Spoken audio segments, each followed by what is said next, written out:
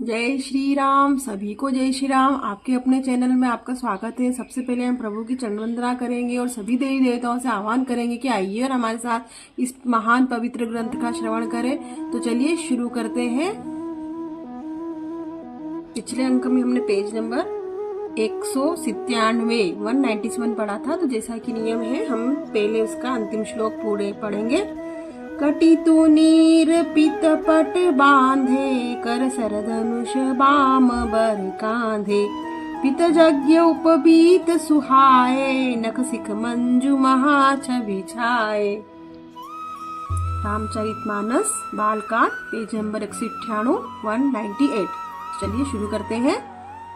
देखी लोग सब भय सुखारे, एक टक लोचन चलत न तारे। हर्षे जन को देखी दो भाई, मुनि पद कमल गहे तब जाई। उन्हें देखकर सब लोग सुखी हुए। नेत्र एकटक है और तारे भी नहीं चलते। जनक जी दोनों भाइयों को देखकर हर्षित हुए। तब उन्होंने जाकर मुनि के चरण कमल पकड़ लिए।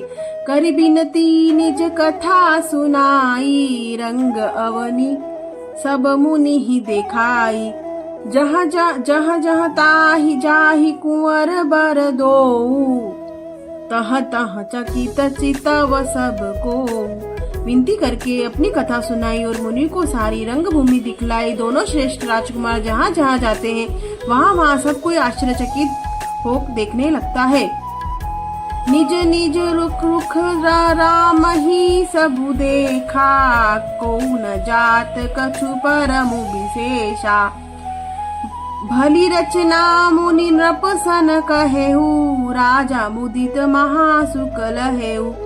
सबने राम जी को अपनी ओर की मुख किए हुए देखा, परंतु इसका कुछ भी विशेष रहस्य कोई नहीं जान सका। मुनि ने राजा से कहा, रंगभूमि की रचना बड़ी सुंदर है। जैसे निष्प्रह विरक्त और ज्ञानी मुनि से रचना की प्रशंसा सुनकर राजा प्रसन्न हुए। उन्हें बड़ा सुख मिला। दोहा। सब मंचन ते मंचू, एक सुंदर विसिद विशाल। मुनि समेत दो बंधु, तह बैठारे महिपाल। सब मंचों से एक मंच अधिक सुंदर, उज्जवल और विशाल था। राजा ने मुनि सहित दोनों भाइयों को उस पर बिठाया। प्रभु ही देखी सब नृप ही हारे, जनु राकेश उदय भय तारे। असी प्रतीति सबके मन नाही, राम चाप तो रब सक नाही। प्रभु को देखकर सब राजा हृदय में ऐसे हार गए जैसे पूर्ण चंद्रमा के उदय होने पर तारे प्रकाशित हीन हो जाते हैं। सबके मन में ऐसा विश्वास हो गया कि रामचंद्र जी ही धनुष तोड़ेंगे, जिसमें संदेह नहीं। बिनु भंजेउ भव धनुष विशाला, मेली सिय राम उर्माला। अस बिचाही गवनहु घर भाई, जसु प्रताप बलु तेजु गवाई।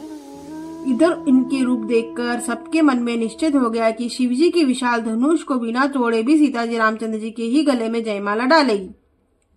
ऐसा विचार कर यश प्रताप बल और तेज गंवाकर अपने अपने घर चलो। बिह से अपर भूप सुनी बानी, जे विवेक अंध अभिमानी।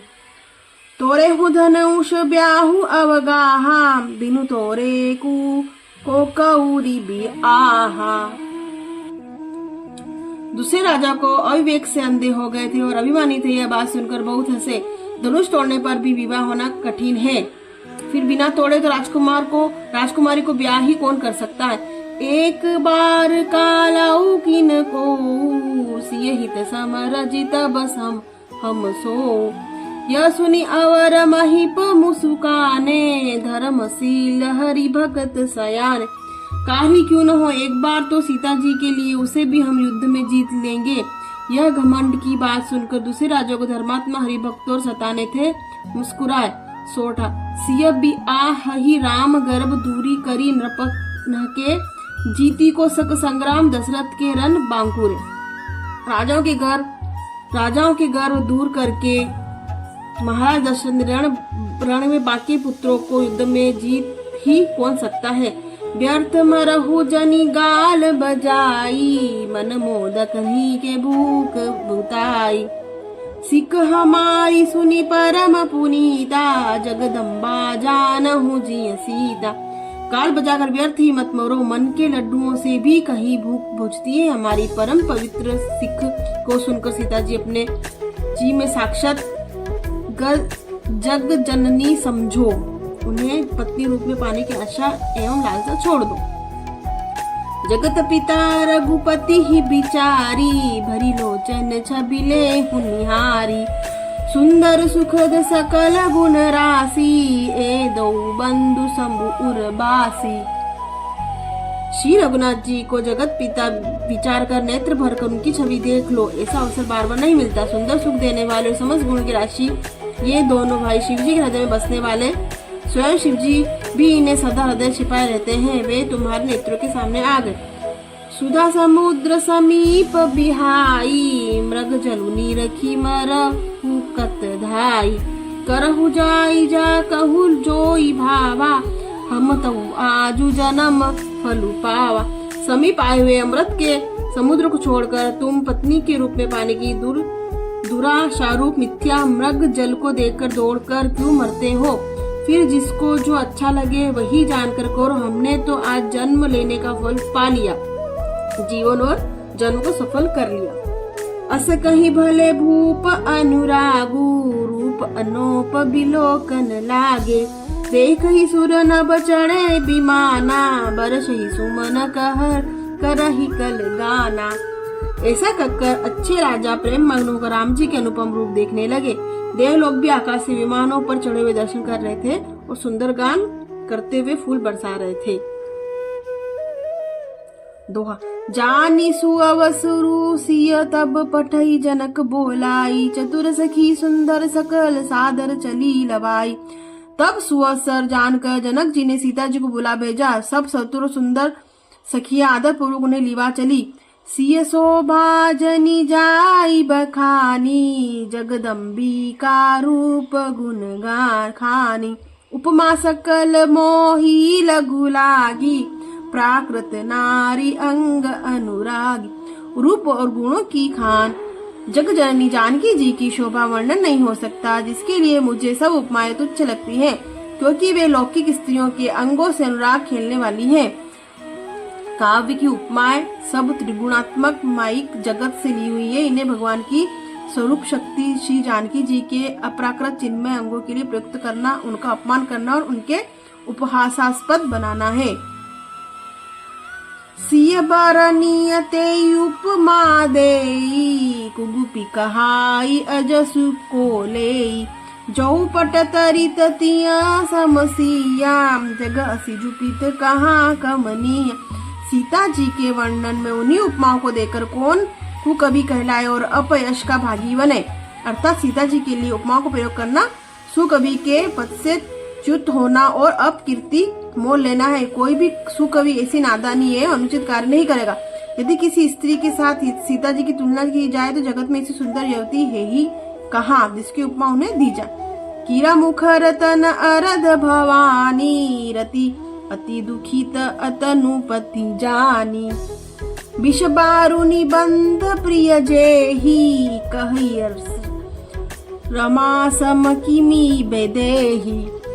पृथ्वी की स्त्रियों की तो बात ही क्या, देवताओं की स्त्रियों भी यदि देखा जाए तो हमारी अपेक्षा कहीं अधिक दिव्य और सुंदर है। उनमें सरस्वती तो बहुत ही बोलने वाली, पार्वती अर्धांगिनी अर्थात अर्ध नारी नटनेश्वर रूप में उनका आधा ही अंग स्त्री का, शेष आधा अंग पुरुष शिव जी का है। कामदेव की स्त्री रति पति को बिना शरीर अनंग जानकर बहुत दुखी रहती है और जिसमें जिनके विश्व और मध्य जैसे समुद्र से उत्पन्न होने के नाते प्रिय भाई है, उन लक्ष्मी जी के समान तो जानकी जी को कहा ही कैसे जाए। जौ छवि सुधा पयो निधि होई, परम रूप मय कच्छप सोई।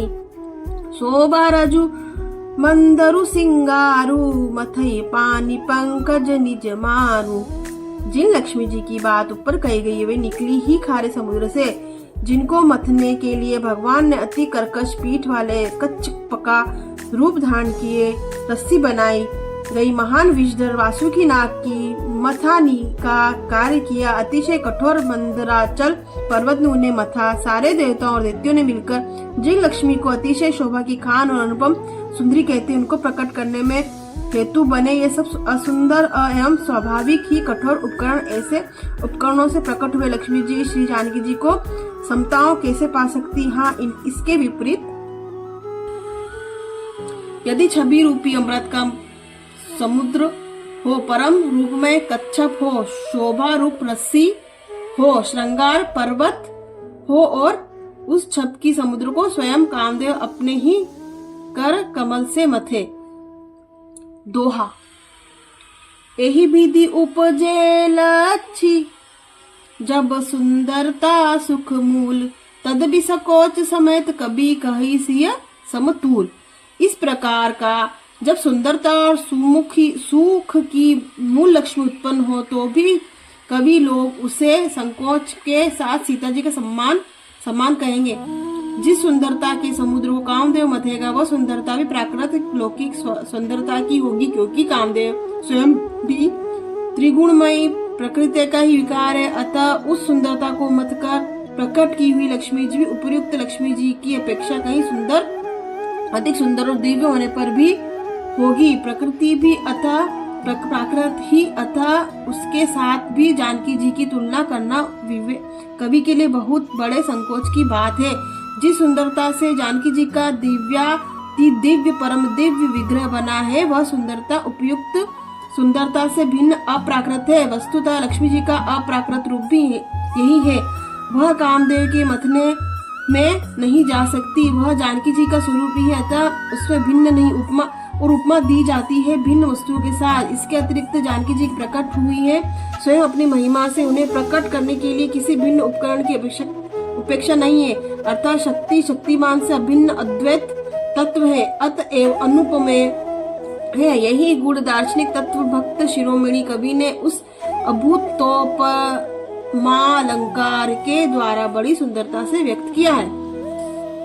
चली संग लई सखी सयानी, गावत गीत मनोहर बानी, सोहनवल तनु सुंदर लारी, जगत जननी अतुलित छवि भारी।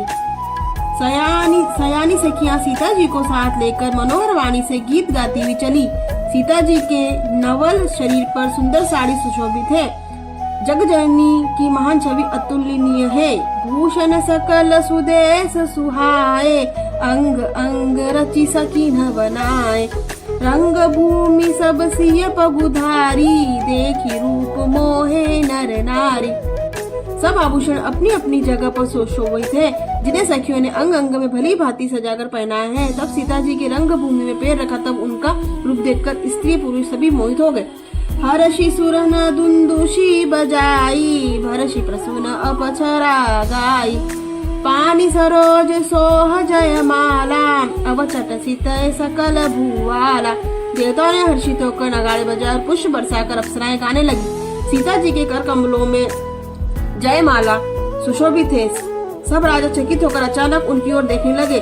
सिय चकित चित राम ही चाहा, भय मोह बस सब नर नाहा।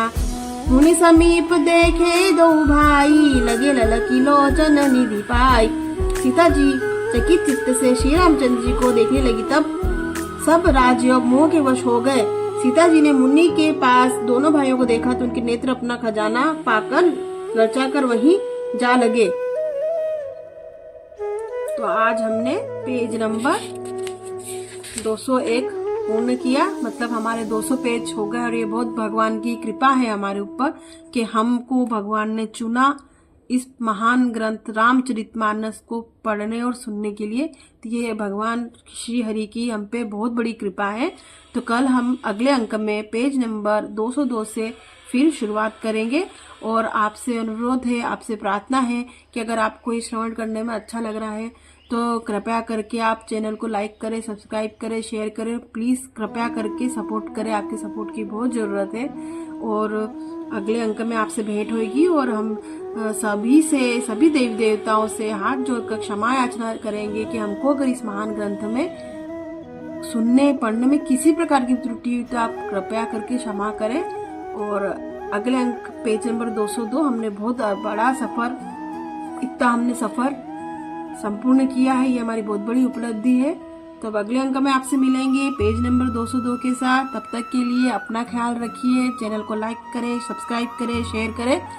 जय श्री राम।